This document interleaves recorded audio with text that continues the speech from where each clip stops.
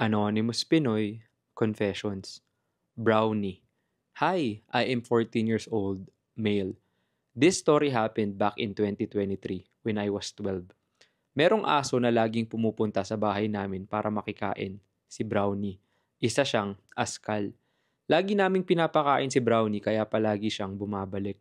One time, I was home alone. Hindi rin ako pumasok sa school noon kasi may lagnat ako. And as usual, pumunta si Brownie sa amin at pinakain ko dahil oras na ng kain niya.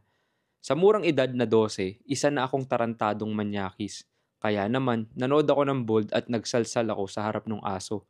At nung labasan ako, lumapit sa akin si Brownie at dinilaan yung tamod sa tuhod ko. Matapos dilaan ni Brownie, hindi ko alam kung anong pumasok sa isip ko. Binuhat ko si Brownie, dinala sa kwarto at kinantot ko doon. At pagkatapos kong bayuhin, umalis na si Brownie. Kinabukasan, pag uwi ko galing school, sabi nung kasama ko sa bahay, hindi raw pumunta si Brownie sa bahay para kumain. Nakakapagtaka dahil walang palyang pumupunta sa amin si Brownie araw-araw para kumain. Makalipas ang isang linggo, nalaman ko na lang na namatay na pala si Brownie. Alam ko na yata ang dahilan ng ikinamatay niya.